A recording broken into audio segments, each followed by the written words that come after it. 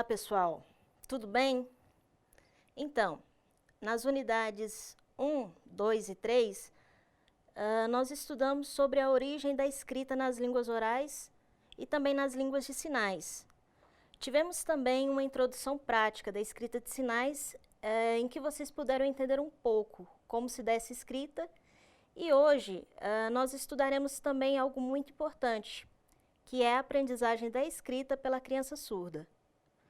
Porque quando pensamos em uma escrita de sinais, com certeza o foco maior é imaginar como a utilização dessa escrita iria repercutir na alfabetização e letramento dessa criança surda. Como poderia contribuir no desenvolvimento da linguagem.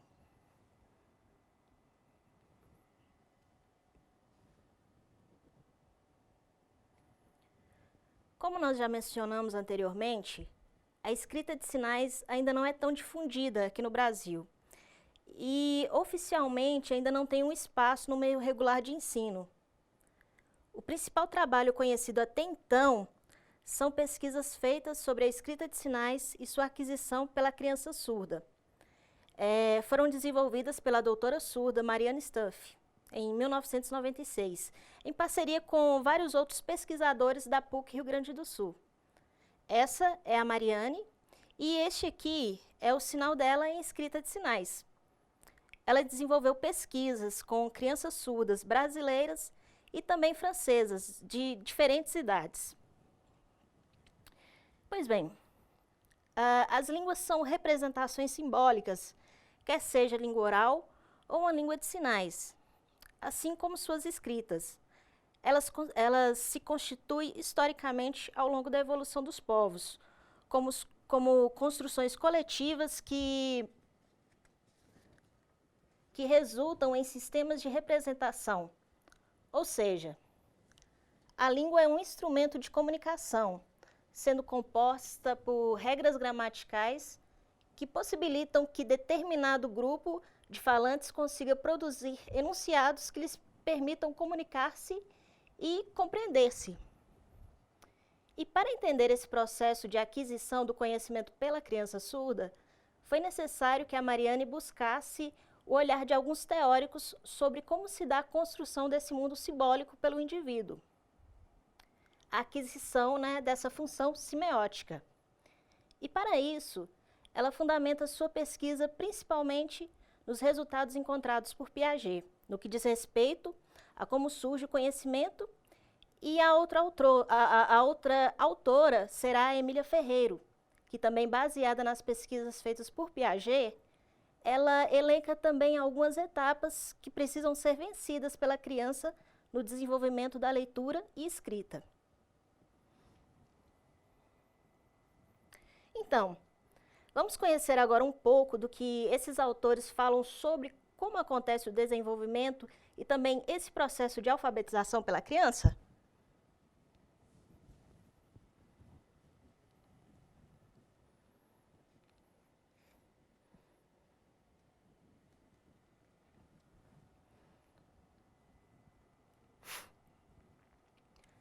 Então, Piaget é um psicólogo clínico experimental.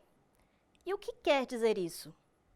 Que as análises de Piaget são análises realizadas com bases em pesquisas diretamente sobre o indivíduo, principalmente crianças. Piaget fazia pesquisas com crianças e várias dessas pesquisas foram feitas, inclusive, com seus próprios filhos. Em que consistia principalmente esses estudos realizados por Piaget? A base do pensamento de Piaget, dos seus estudos, das suas pesquisas, está no desenvolvimento cognitivo do sujeito. Vamos pensar como que nós aprendemos as coisas, como nós desenvolvemos nossa capacidade de pensar.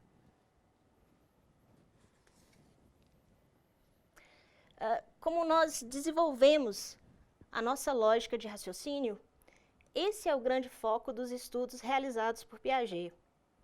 E algo muito interessante em suas pesquisas e que que para que ele chegasse a essas respostas nessa epistemologia genética, Piaget não achava suficiente pegar um indivíduo em determinado momento histórico de sua vida e fazer uma série de perguntas para essa pessoa. Tentar resgatar dela a personalidade, as características. Para compreender o indivíduo, Piaget entendia que deveria ser analisado o que, então?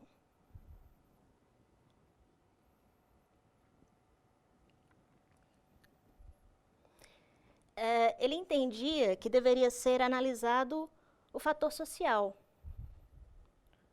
O espaço em que essa pessoa vive é fundamental. Na verdade, esse espaço social que faz com que o brasileiro seja brasileiro, o europeu seja europeu, o nordestino seja nordestino, e que esse sujeito surdo tenha uma identidade surda. Esse meio em que a criança está inserida, esse espaço social que eu tenho, trará diferenças culturais, de símbolo, de identidade, e as pessoas se moldam a isso. Então, por exemplo, é óbvio que se eu comparar uma criança que está crescendo em um ambiente violento, aquela violência toda passa a ser vista como normal. E essa criança irá relativizar aquela violência toda que para outras pessoas, que outras pessoas podem achar absurdo. Esse espaço social é o que nós chamamos também de contexto social. Se eu quero conhecer o indivíduo, eu preciso analisar o contexto ou o espaço social que ele vive.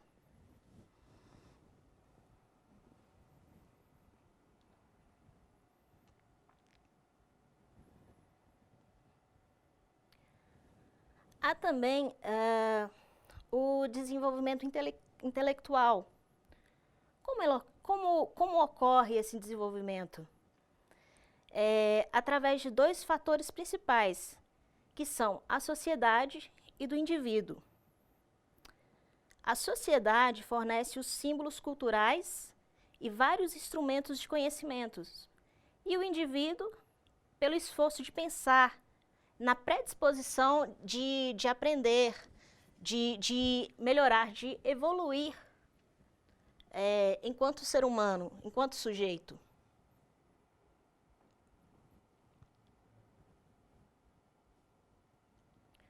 Outro ponto é a questão da inteligência. Ela é adquirida a partir da linguagem. E o reconhecimento da linguagem que vai nos proporcionar a inteligência. O que quer dizer isso? É esse acesso ao mundo simbólico que vai proporcionar a inteligência ao indivíduo.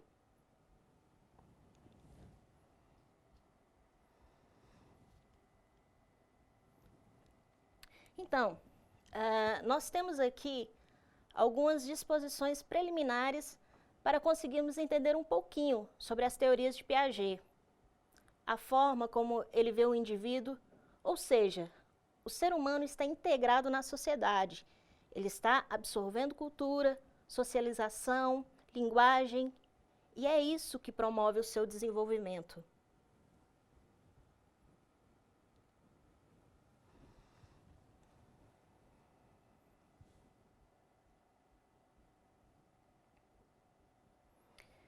Mas, se formos pensar no processo de desenvolvimento já desde criança, o indivíduo passa por estágios de desenvolvimento.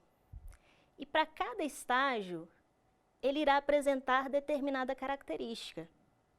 Piaget organizou em 4 os estágios do desenvolvimento.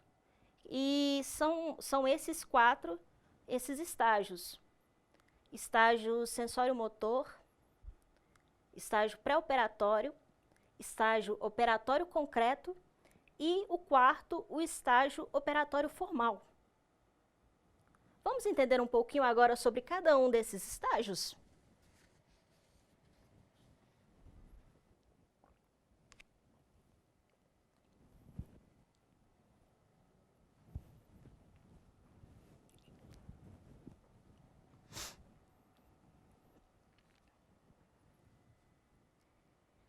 Esse estágio vai ser chamado por Piaget de estágio sensório-motor. Então, quando ele surge, quando esse estágio irá surgir? Ele surge no nascimento. Já ao nascer, a criança já está vivendo esse período sensório-motor. E ele vai até a aquisição da linguagem. O que nós temos de importante aqui? A partir de seus estudos, Piaget afirma que já nesse momento a criança tem inteligência. A visão que ela tem de mundo é diferente do adulto, mas ela já apresenta inteligência, ela tem inteligência. Porque a inteligência é adquirida a partir dos processos de adaptação, assimilação, adaptação e acomodação. O que seria isso? É a capacidade do sujeito de reorganizar os conhecimentos, de reinventar o seu espaço na medida em que são ofertados para ele novos desafios. Então, à medida que surgem novos desafios, esse sujeito tem a capacidade de reorganizar e reinventar todos os conhecimentos que lhe são apresentados.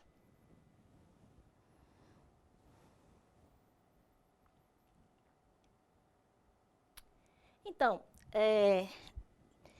nesse período, qual é a inteligência da criança? Qual é a inteligência apresentada pela criança?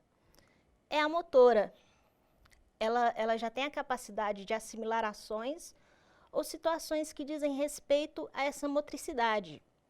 Ela tem a capacidade de assimilar os movimentos, por exemplo, de querer sair de determinado ponto que ela está no chão até um outro ponto.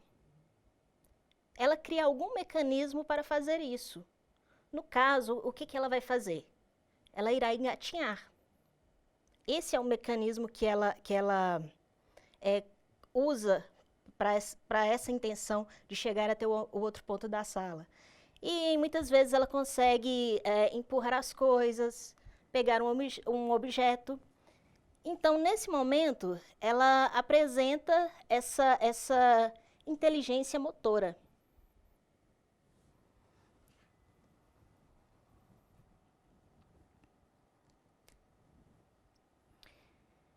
E quais as ações ou capacidades encontramos nesse período? Temos 4 detectadas por Piaget. Temos as coordenações sensoriais e motoras, que podemos chamar também de reflexos. O que mais que a criança traz em sua bagagem que leva a tomar essas ações? Temos aqui também os mecanismos hereditários.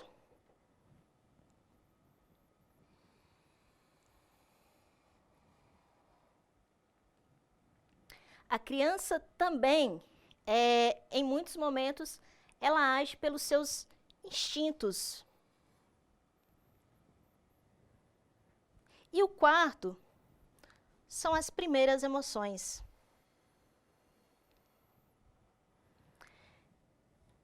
Piaget observou que certos instintos e reflexos deixam de funcionar normalmente por falta de um meio apropriado.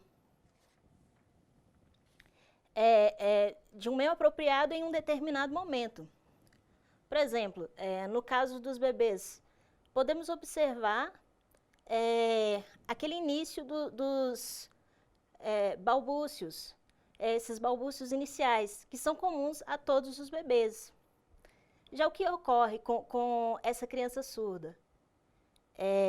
Ao invés desses balbúcios evoluírem para a fala, eles acabam desaparecendo por falta do estímulo auditivo, que seria proporcionado pelo meio.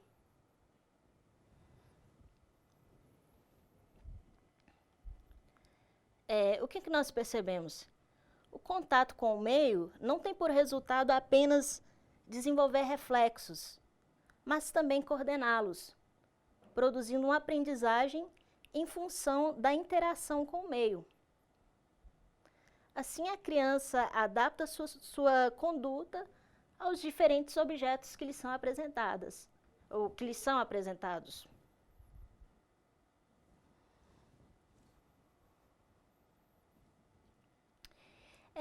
que foi possível, então, nós percebemos aqui?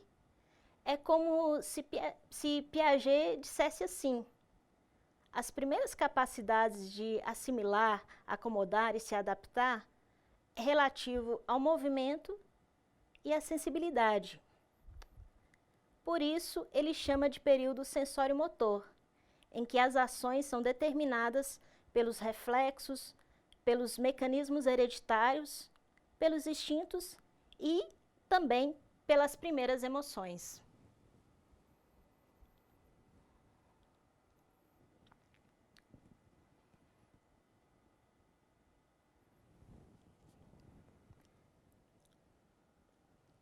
Para entendermos melhor o próximo estágio do desenvolvimento, é importante conhecermos alguns conceitos que são tratados na teoria de Piaget. Por exemplo, o que é semiótica? Semiótica é a ciência dos signos, ou a ciência geral de todas as linguagens. Sabendo que a linguagem é a capacidade do homem em comunicar, podemos nos comunicar através da língua que falamos, de imagens, de gestos, de sons musicais, do tato, gráficos, olfato, dentre outros.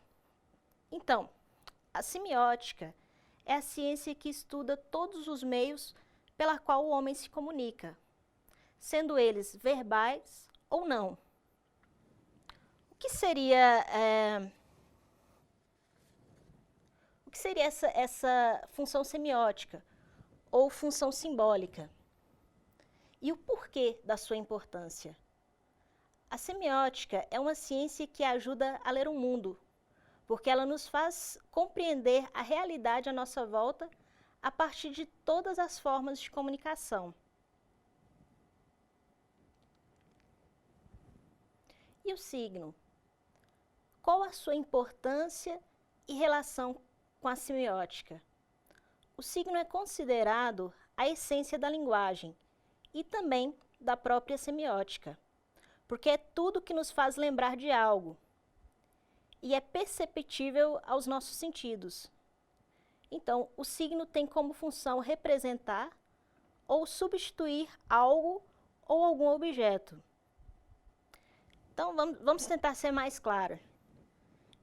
Podemos dar o exemplo da fotografia, que pode ser considerada como um signo, pois normalmente representa de forma fiel o objeto a ser representado. E o símbolo, o que seria? O símbolo é uma representação, mas não uma reprodução. Enquanto uma reprodução implica igualdade, o símbolo é capaz de evocar a concepção do objeto que ele representa, devido, por exemplo, a características em comum, como é o caso da aliança, que simboliza o casamento, que é símbolo do casamento, ou dos pratos de uma balança, que traz por ideia justiça.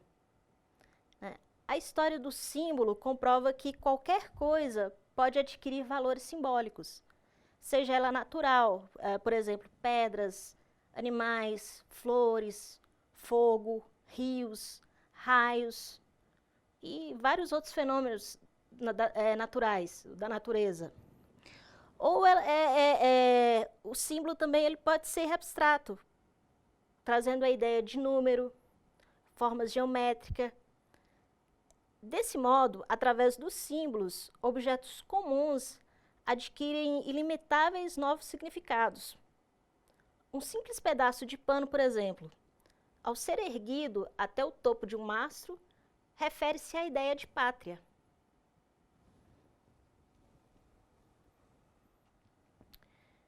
Podemos perceber que a semiótica pode ser facilmente compreendida quando verificamos a realidade à nossa volta e vemos que a semiótica está em todos os lugares.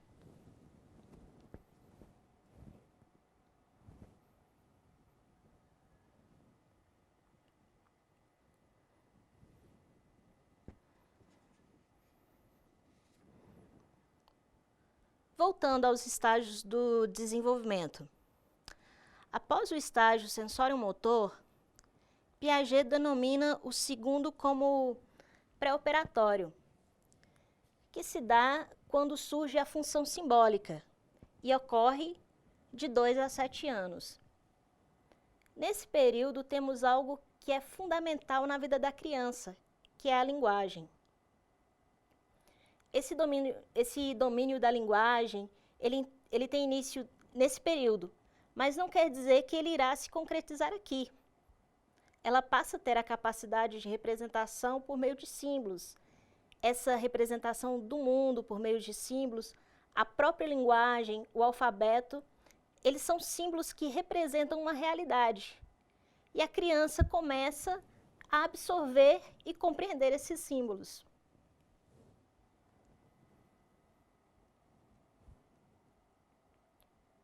Esse período pré-operacional é marcado também pelo egocentrismo. O que quer dizer isso? Que é aquela fase que a criança tem uma dificuldade enorme de aceitar o ponto de vista do outro. Ela só quer fazer o que ela deseja.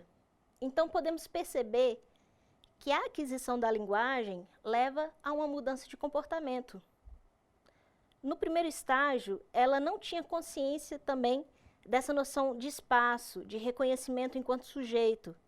Agora, a criança já consegue diferenciar o sujeito, ela mesma, ela própria, do objeto, o mundo que a rodeia. Algo muito interessante também nessa fase é que a criança é capaz de relatar as ações passadas e antecipar ações futuras. Quer dizer que a criança agora está diante de ações mais lógicas e melhor organizadas, porque a linguagem permite isso. Acaba sendo um instrumento mediador da relação da criança com o mundo.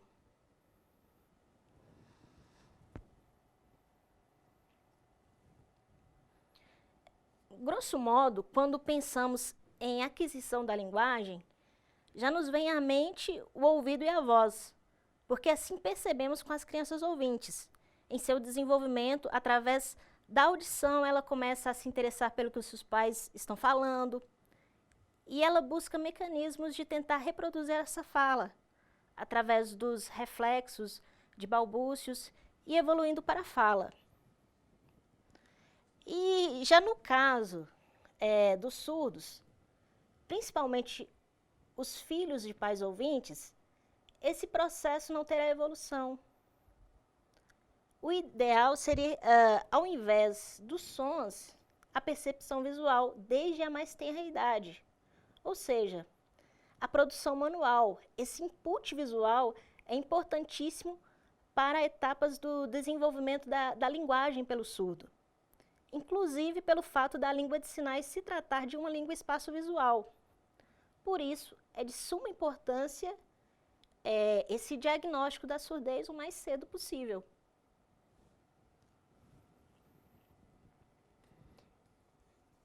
Nesse período também, nesse estágio pré-operatório,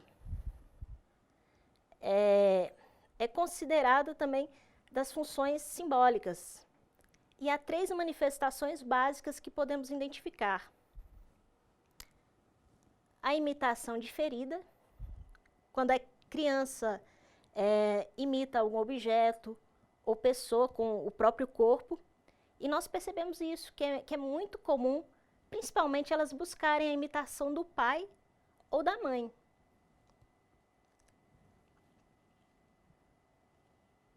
Nós temos também aqui o jogo simbólico, quando a criança, né, ela está naquele momento no mundo, faz de conta, e ela faz de conta e vivencia uma determinada situação.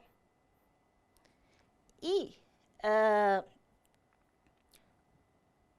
uma das outras manifestações básicas que podemos identificar nesse estágio é a fala, né, que é a manifestação mais clara da função simbólica. É aquela conhecida fase dos porquês pela criança, que ela quer saber de tudo, que ela tem a necessidade de saber, de buscar, de aprender. Então, ela está o tempo todo questionando querendo saber, buscando saber de tudo, né? Então, esse é o estágio pré-operatório.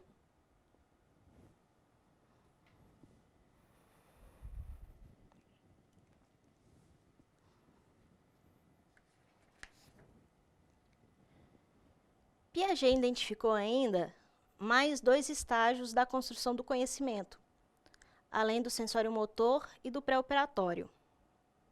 O terceiro estágio é o operatório concreto, quando o raciocínio lógico passa a se sobrepor à percepção e à intuição. Esse estágio vai dos 7 aos 11 anos de idade, ou seja, do fim da infância ao início da adolescência. O próprio nome desse estágio define como ele será. Então, é essa capacidade de operar com o concreto. Seria, então, o aumento da capacidade de raciocínio, da capacidade de reflexão diante do objeto, que será experimentado. Para que a compreensão realmente ocorra, é o que no meio educacional costuma se falar, né? Atuar no concreto, né? Atue com o concreto na hora de ensinar a criança. Essas ações operatórias, né, seguem quais princípios? Né? 2 princípios principais, que é da seriação e classificação.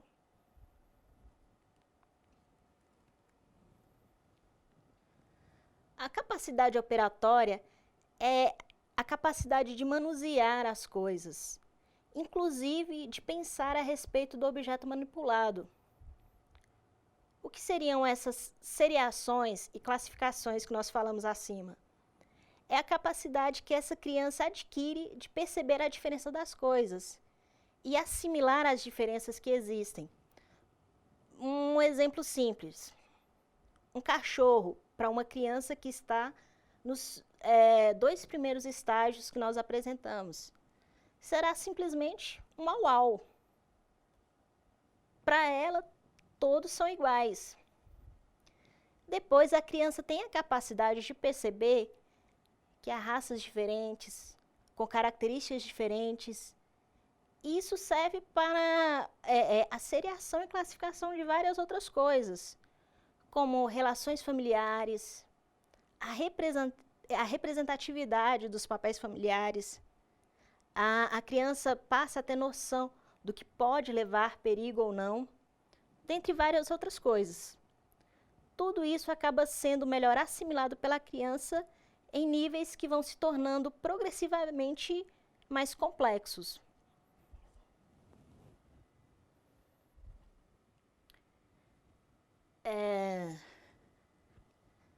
Essa criança ou pré-adolescente é capaz de organizar as informações em sistemas e conseguir lidar com as várias relações possíveis nesse sistema, de forma reversivelmente. Isto é, indo e vindo, ela está sempre nesse processo de ir e vir. Por isso, esse período permite, é o período também que permite a aquisição da escrita.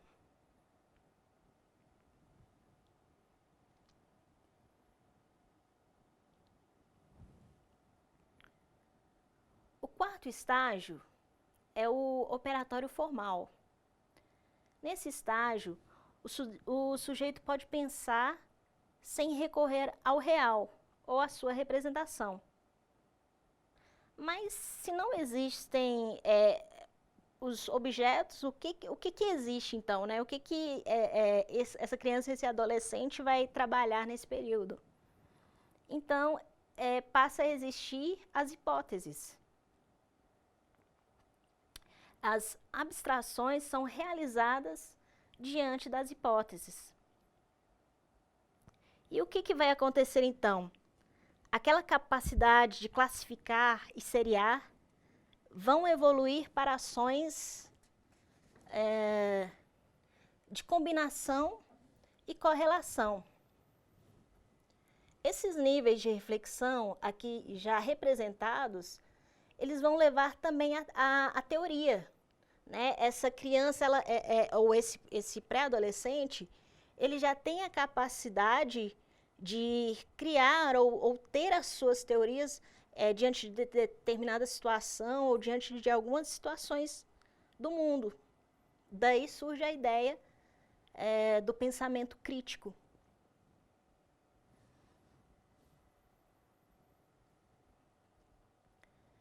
Esses são os estágios do desenvolvimento descritos por Piaget.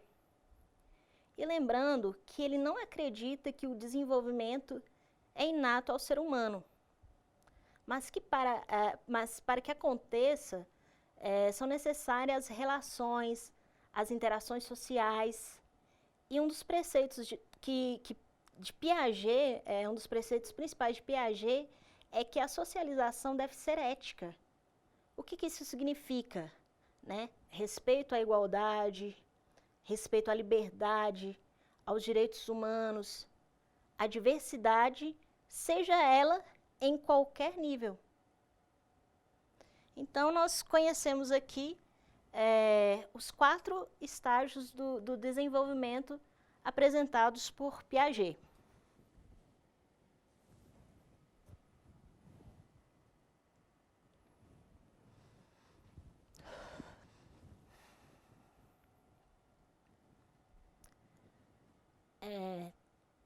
Como eu havia falado no início da nossa aula, a Marianne Stuff, para aprofundar os seus estudos quanto à aquisição da escrita pela criança surda, se baseou em 2 principais teóricos, Piaget e Emília Ferreiro. Essa aqui no slide, né, é a Emília Ferreiro, e ela é argentina, nasceu em 1936, ela é psicolinguista, pedagoga, pesquisadora, e algo interessante que o seu doutorado foi acompanhado por Piaget. Uma das suas grandes contribuições no campo educacional foi descobrir como a criança pensa a respeito da escrita e da leitura. Quando essa criança se inicia no processo de alfabetização.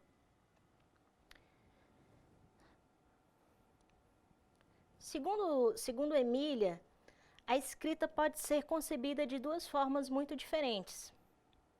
A primeira, como um código de transcrição gráfica das unidades sonoras, e a segunda, como um sistema de representação da linguagem. Conforme o modo de considerá-las, as consequências pedagógicas mudam drasticamente. Ao considerarmos a escrita como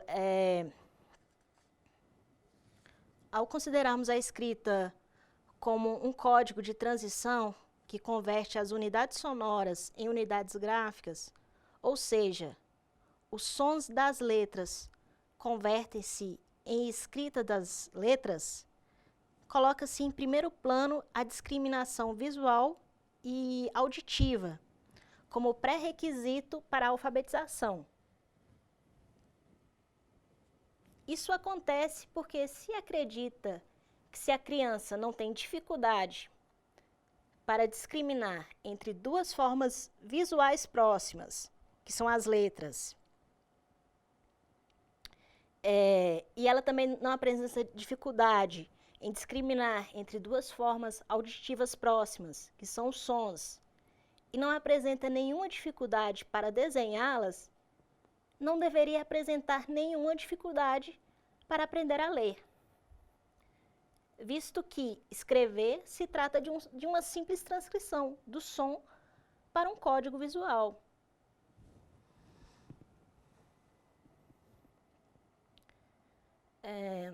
Essa forma de conceber a escrita está inserida na concepção tradicional de alfabetização, cujo modo de se considerar a escrita infantil consiste em prestar atenção apenas nos aspectos gráficos das produções dessas crianças. Esses aspectos se referem à qualidade do traçado das letras, às orientações do tipo, ela escreve da esquerda para a direita, de cima para baixo, ignorando os aspectos construtivos no processo da aquisição da escrita.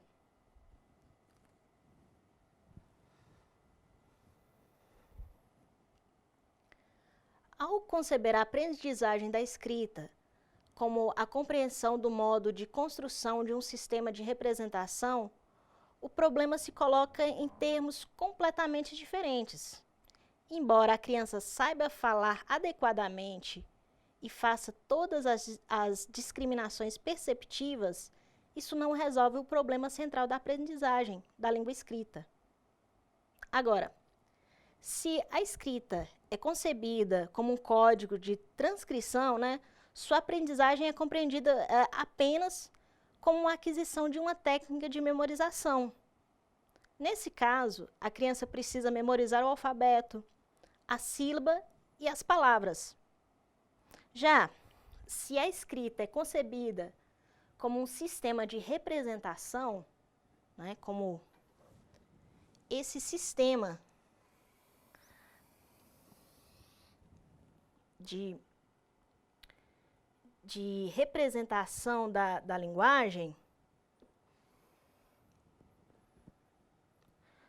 sua aprendizagem se converte em apropriação de um novo objeto do conhecimento, ou seja, aprendizagem conceitual. Nessa forma de pensar a escrita, leva-se em consideração os aspectos construtivos. Esses aspectos têm a ver com o que se quis representar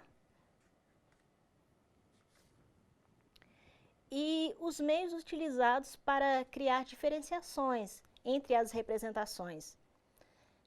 Neste caso, as crianças realizam explorações para compreender a natureza da escrita e, durante todo o processo de evolução, produzem escritas a partir da elaboração de suas hipóteses. Os indicadores mais claros dessas explorações são as suas produções espontâneas.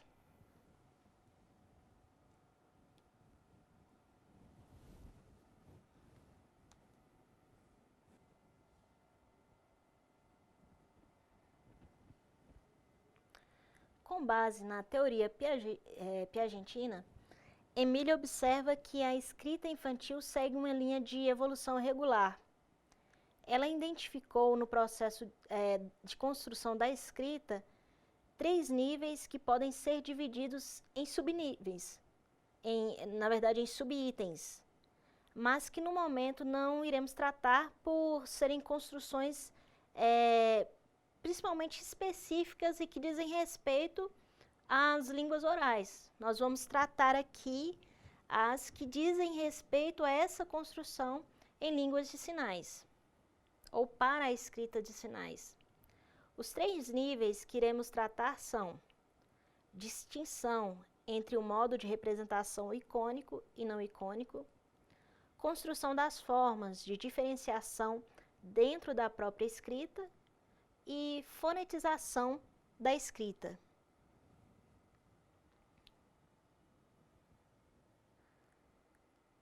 Podemos constatar a distinção que a criança fez entre escrever e desenhar, e a forma arbitrária que ela usou para representar a escrita, os rabiscos, como nós vemos ali no ponto A, B e C. Isso representa a escrita, né? E aqui nós já temos o desenho de um homem e de uma casa. Podemos então perceber o conhecimento que ela já tem a respeito da escrita. Ela sabe que escrever é diferente de desenhar e usa formas para representar a escrita dos nomes, como vemos aqui através desses rabiscos. A forma como utilizou o espaço do papel mostra que ela sabe que se escreve da esquerda para a direita e de cima para baixo. Essa escrita é uma escrita que caracteriza o primeiro período da evolução. A Mariane, em suas pesquisas sobre a produção de escrita de sinais pela criança surda, buscou observar também se elas faziam distinção entre desenho e escrita. Nessa escrita feita por uma das crianças, nota-se que elas também fazem essa distinção, uma vez que desenham os personagens, né? No caso aqui a casa, né? E procuram representar os sinais desenhando as mãos, nesses dois exemplos aqui, na escrita de casa e também de comer, né? Que no desenho é representado pelo prato. E do lado direito é feito a escrita em si do sinal, da mesma forma que abaixo nós temos o desenho da casa e acima nós percebemos a tentativa da escrita desse sinal.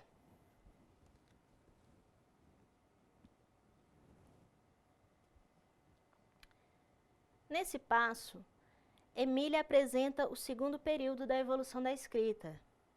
Esse período caracterizou-se pela busca de diferenciações entre as escritas produzidas para dizer coisas diferentes.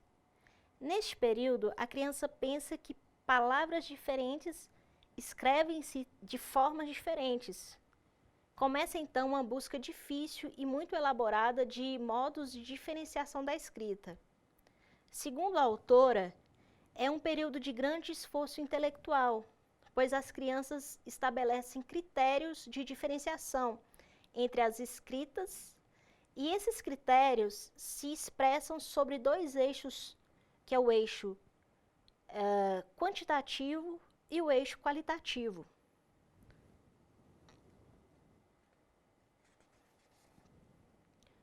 No eixo quantitativo, a criança apresenta variações da quantidade de letras de uma escrita para outra, para obter escritas diferentes. Também, como vocês podem perceber aqui, ela estabelece a quantidade mínima de letras que a escrita deve ter para que diga algo. Nesse caso aqui, basicamente foram 4 letras, né? 4 ou 5 letras com a variação mínima. Nesse momento, ela pensa no seguinte, no seguinte critério para ter uma escrita, para que essa escrita possa ser interpretada, ela deve ter uma quantidade X, ou uma determinada quantidade de letras. Já no eixo qualitativo, seria o quê? A criança busca a qualidade da escrita, por isso varia o repertório de letras que utiliza dentro de uma escrita para outra.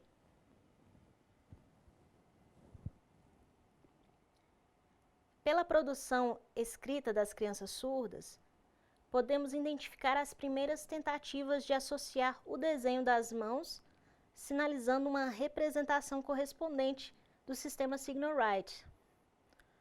Como o sistema tem referências também ideográficas, muitos sinais escritos são reconhecidos rapidamente. A identificação começa a acontecer também em relação aos eixos quantitativo e qualitativo, quando começam a perceber as diferenças existentes entre os diversos elementos que compõem um sinal escrito, como temos, por exemplo, aqui na escrita do sinal surdo.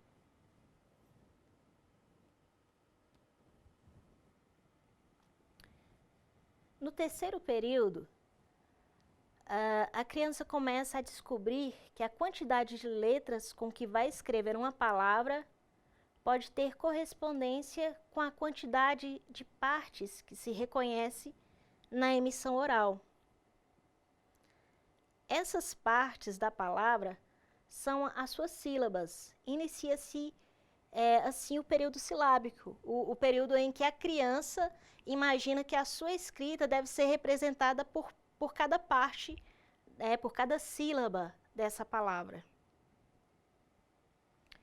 No trabalho desenvolvido pela Mariane, ela pensou que esse período poderia ser relacionado ao reconhecimento da correspondência entre os elementos do símbolo em Signal-Write com as configurações correspondentes do sinal não manual.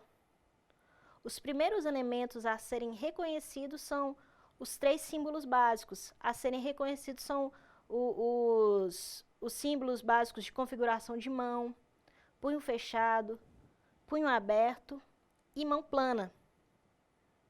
E são adicionadas linhas para os dedos nos mesmos símbolos básicos de configuração das mãos.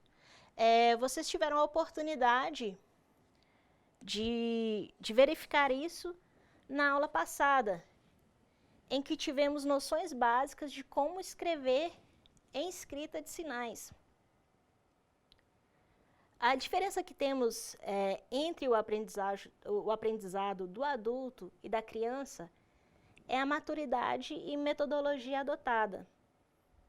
Na construção das produções escritas das crianças surdas, a metodologia levou em conta o conceito piagetiano, de que a criança, ao se apropriar de um sistema de representação, o reinventa, isto é, reproduz sua construção através de hipóteses, né?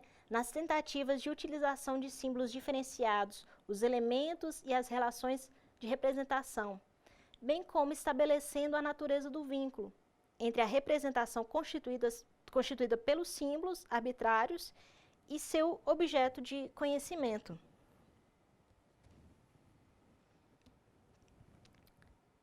Vamos assistir agora a um vídeo que mostra um pouco da experiência da Mariana Stuff nesse ensino da escrita de sinais para crianças surdas.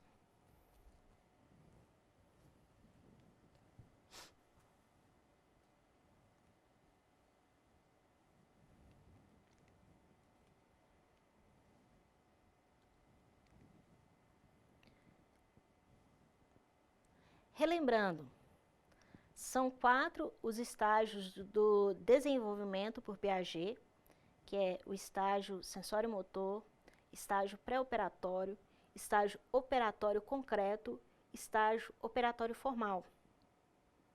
E Emília Ferreiro, com base nas teorias piagetianas, aborda 3 períodos da evolução da escrita infantil. Os 3 períodos principais que são atribuídos para a escrita de sinais para a criança surda, né? Que seria a distinção entre o modo de representação icônico e não icônico, construção das formas de diferenciação dentro da própria escrita e fonetização da escrita.